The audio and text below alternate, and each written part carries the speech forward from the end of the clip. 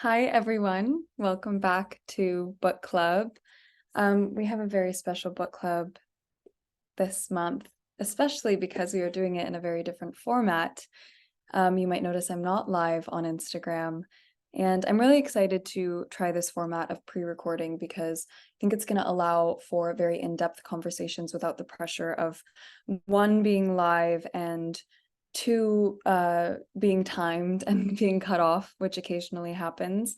So yeah, and what better way to do it than with Dearest Cleo Wade?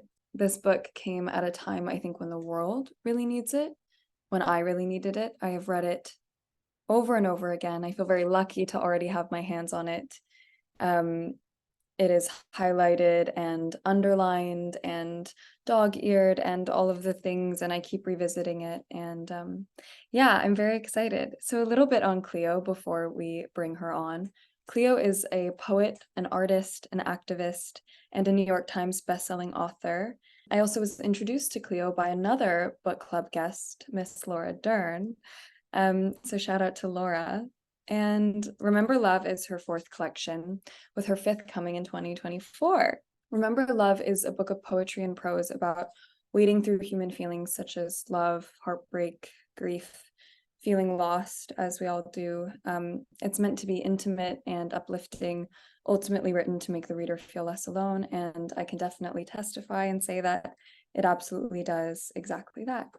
So let's go ahead and bring Cleo on.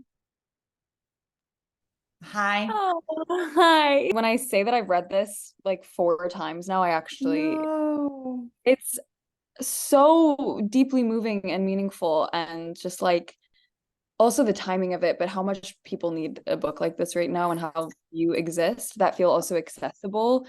So thank you for writing it. Oh my gosh. Thank you. And thank you for reading it. I mean, it's just, it's so crazy because you enter into like such deep isolation when you're writing. And so then by the time you're ready to bring it into the world, you're like, oh my God, like, did I do it all for like, you're just like, does it make sense? Does it work?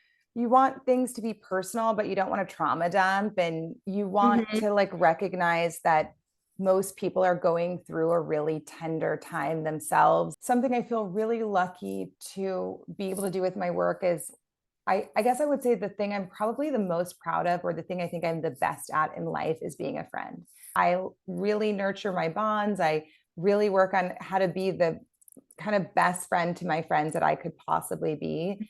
And even when I think about my work, I just think about how to translate the energy that I give to my friends, and the kind of wisdom I get from them also in our community, and put it into a book so that for me, I always hope that my books feel more like a friend than they would a kind of a self-help book or a thing to, that feels clinical in any way. Yeah, yeah. And that actually leads into a question that I wanted to ask. I feel intimidated by poetry a lot of Yeah. the time, and you make it feel like a friend is just giving advice. Mm. What was the process of finding your voice like while working within this format? Well, what I'll say is most people don't like poetry until they find the poem they like. Yeah. And I think that most people, what I always think is interesting when I talk to, especially people who are maybe haven't discovered poetry yet, but love music. And I'm like, well, your favorite lyrics are likely a poem. I'm like, I don't think you could love Lauryn Hill or Kendrick Lamar or Taylor Swift and not love Yeah, yeah. poetry, because there are people that so deeply emphasize what words are being used and how they bring you into their kind of sonic space. Mhm. And so I think for me, I would probably say that growing up, I wasn't someone who was like, I just love poetry. I found the poems I loved. And then I found the poems where I was like, wow, I think I could do something like that that speaks to my time, and not even just my generation, but the generations of even friends I have, because I have friends in younger generations and older generations. And I was like, I think I could write something that I think makes sense for whoever's walking on the planet in my time right now. Yeah. Um, but I don't think I felt that way until I read Rumi, probably for the first time, or Mhm. I read a really specific Maya Angelou poem or Lucille Yeah. Clifton. Yeah. Um, because I guess they were also poems that I felt like were for an everyday person. And I don't think all poetry is for everybody. And I think that, Yeah. there are people like Mary Oliver who really actively wanted to allow for poems to be a part of your healing experience without ever even saying that. Yeah, it is funny you bring up Mary Oliver because that was who it was for me that sort of showed me that poetry can be accessible and can also be relatable. I kind of want to segue because I did my research. I was reading interviews that you've done. Oh And my God. yes, and he once said in an interview that when reflecting on your past life in fashion and business, this is quotes, I was making money for the first time in my life, but I realized I wasn't happy. Nobody tells you what to do when your girlhood dreams bump into your womanhood dreams. Yeah. How did this realization change the trajectory of your life and career? Well, what's really interesting is the idea that, and I kind of write about this in Remember Love, that Mhm. now I wish I would have understood. So when I was pregnant with my daughter, I was seeing this healer that I love, and she said, your daughter's birth will be a rebirth. And it was really interesting because I'd never considered the idea that we're reborn in our lifetime. Like, of course, I know like the Yeah. Christian thing, right? But you know, I thought about reincarnation. I thought about, how you have a soul connection with someone where you just like feel instantly familial with them upon Mhm. meeting. And I think now I would have called that time in my life a rebirth where all of a sudden nothing felt the same. And that was because my life and my girlhood had come to an end and my womanhood had began. And it was actually not a transition because there wasn't the tension of like my old self and my new self. Mm. It was my like complete new life. And I felt that everything I needed was different and everyone I needed to be around was different. And I really feel that if we gave ourselves more permission to accept rebirth, then we Mhm. could forgive ourselves when we don't want to be around the same people we were around for the past 7 years or 10 years or 5 years and not have to overthink it. Mhm. And it's interesting because I was talking about this with a friend 2 days ago, and she said, what would you do um, differently if you had your next rebirth, kind of like for your next Mhm. one? Because even I feel like I did have a rebirth when I had my kids, that I think was meant to come regardless of having had them. But I felt I had to let go of a lot of friendships and I had to do what I would call like a shedding of energy. Mhm. And I didn't know how to give myself permission to do that. And Yeah. so I was overly apologetic or maybe building a case as to why these people were bad or good or this. And it was so like it had so much complaining and so much explaining Mm. that I exhausted all parties involved rather than Yeah. I was said to my friend, I think next time I would say, I'm clear. And I'm sorry if my clarity like is not what you want. Like Right. or it Right. brings something that is you're not happy about. But like Right. I'm just clear that this is what I need and this is what I feel. Right. And I'd forgive Yeah. myself. Yeah. It's so beautiful because I think oftentimes we are clear about what we want. And if you actually think about it, your body knows what the right thing is for you. But I think that within sort of the guilt and the noise, especially I think when you're young, like I had a friend say to me the other day, I'd rushed home from a really long flight and it was her birthday and I like rushed to a dinner and I was so tired and she so but I was like, I need to show up for everyone. This is what I have to do. And she was turning 20. She goes, I can't wait till you turn 28 and you text me and you say, I'm tired. I don't feel like coming, but I love you. She's like, I'll be so proud of you. And I was like, Oh. wow, I can't like I mean so wonderful to hear that from a friend, but I think also a testament to what you're saying, which is that with time, that clarity, which is always there, just maybe becomes a little bit easier to identify and easier to communicate to the people around you. And if you can have that kind of foundational self forgiveness, you have Mhm. less frenzied attachment to other Yes. people. And we've all been there, And so I think that you have less like kind of chaos around the right thing to do because your bonds are more solid, mostly because your bond with yourself is more solid. You talk about remembering the love in relationships, even if the relationship isn't there anymore. Yeah. And I think it's a part of life to grow out of or apart from relationships. And in that process, we can choose to focus on the moment the love spoiled or forget that love ever existed there at all. So kind of on the topic of forgiveness, what are some ways that you remember love, especially when it can be hard? I think to remember that relationships are living, breathing things and require different things on different times. And something I really thought about a lot while I was writing this book is just that things are seasonal. Relationships are seasonal. Friendships are seasonal. Like friendships go through like cold winters and like the best summer of your life and cozy falls and like a spring where you're just like off and away. And I think that to forgive the nature of things and to embrace it and to find okayness that like everything won't look the same as your most comfortable day there. And I Yeah. think that's especially hard with friendships. I really thought a lot about friendship breakups. I mean, there's a whole part of this book that is just on breakups, and a lot of the pages are about friendship breakups because I feel that we really don't talk about those enough at all. And I feel like they are deep wounds for a lot of us. Yeah.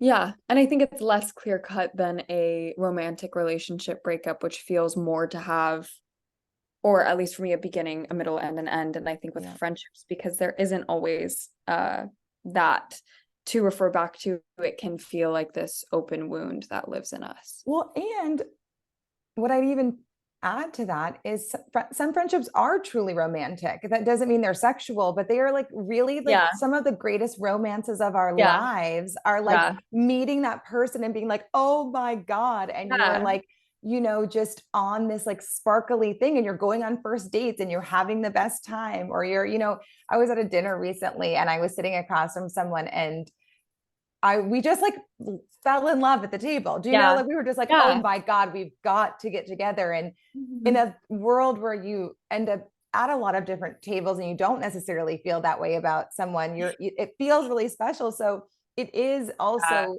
like when they break up, you do feel this romance is broken up and you have these memories together. And I think that for me, something I've learned in friendship breakups is to allow the love to stay. Like you can let the relationship turn into something else or dissolve or whatever may happen. But if you let the love stay, I'll say that from my own experience, I've had, friendship breakups that happened 15 years ago and then came back, 12 years later.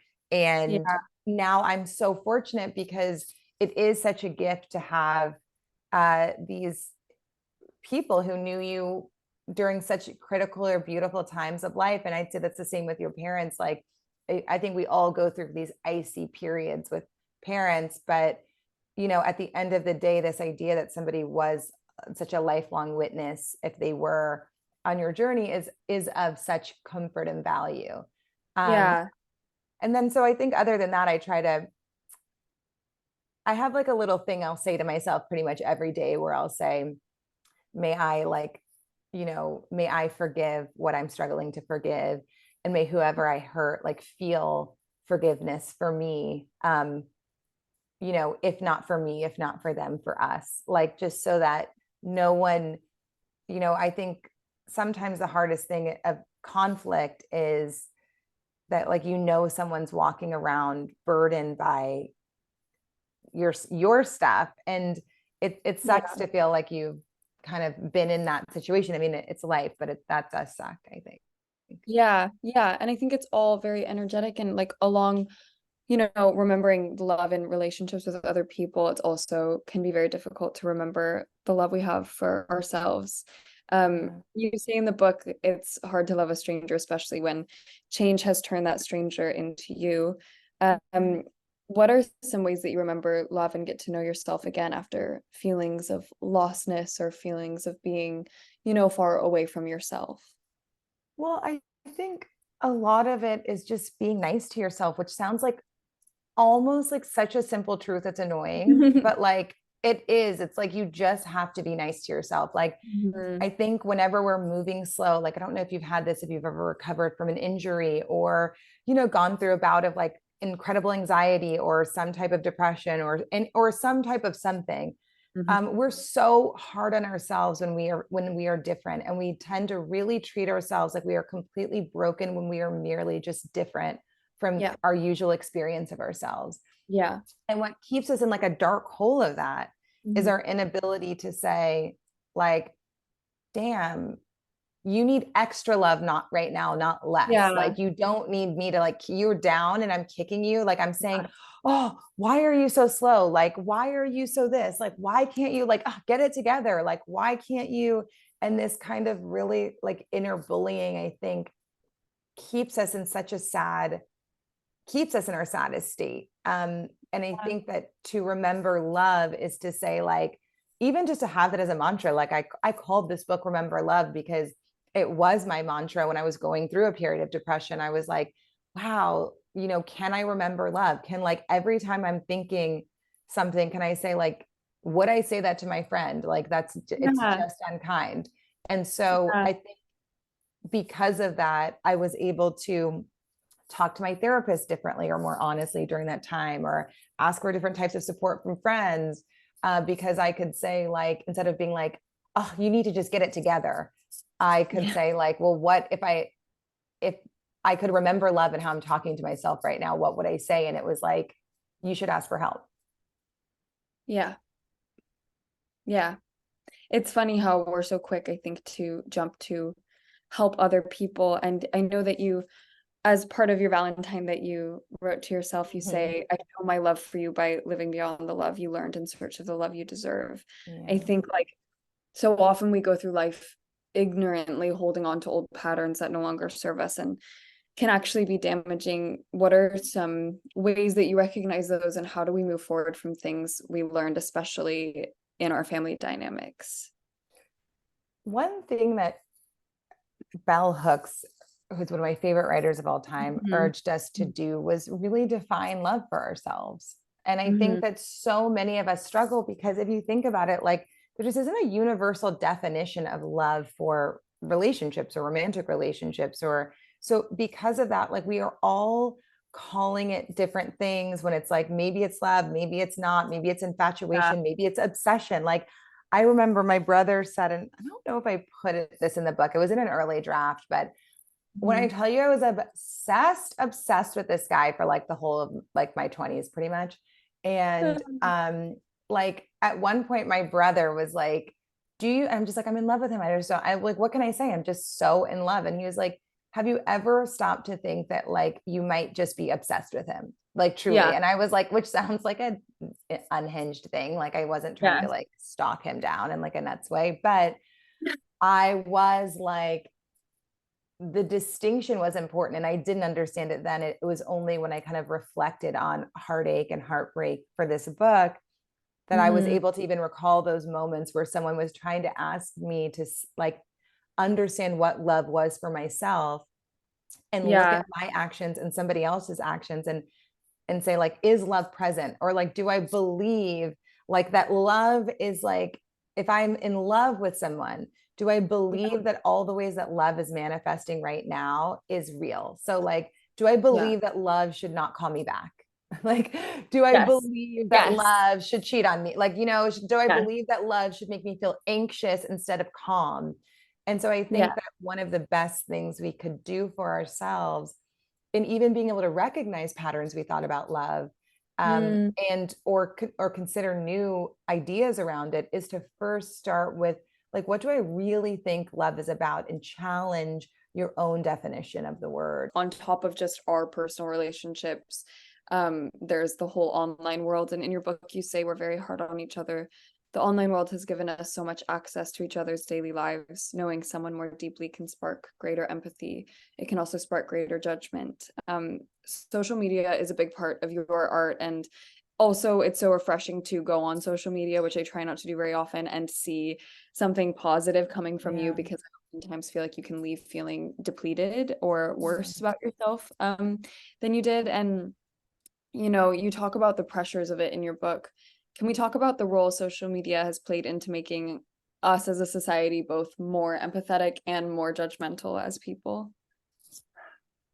Well, it's really I mean, I think there's something that's really cool, I think, and interesting is that if, or for those who do use it as a personal storytelling space, which is how it kind of originated. I mean, Twitter kind of had its boom because activists were on the streets, kind of self-reporting because the news is reporting something different, after Mike Brown. So I think this idea that we can take the storytelling and like reclaim narratives through social media and tell the truth is really powerful. And in that, I think it gives us information that allows for us to have a different perspective that creates a greater sense of empathy. I think it gave us ways to like go into someone's art studio in a place that like we never dreamed or think we'd ever be able to go and see their work on the floor. And I think that's really amazing. I think it allows space for conversations to happen like this that I think will help a lot of people. And so I think whenever we're, I guess, being vulnerable in the space, which as Cheryl Strayed would define vulnerability is when you're being honest about who you are and what you're going through. I think it's helpful because I do think that allows for people to feel connected, or even at the very least, like entertained. Like to me, I think some of the best things about social media are like how all the comedians have all their clips floating around now. Like, because I think that it's this like kind of honest and it's vulnerable and it's like kind of allowing us to be in the pain of the world and like find some type of light. And so I think that's really interesting. And I think anytime we get a portal into art is really beautiful and interest like any type of art form. I think with judgment, I think what has happened is I think there's two things. I think one is because there's always a comment box. I think people feel that everything they see needs or requires their opinion. And I can't even tell you, like, I remember writing in my first book, like, remember not to care about the things you don't even care about.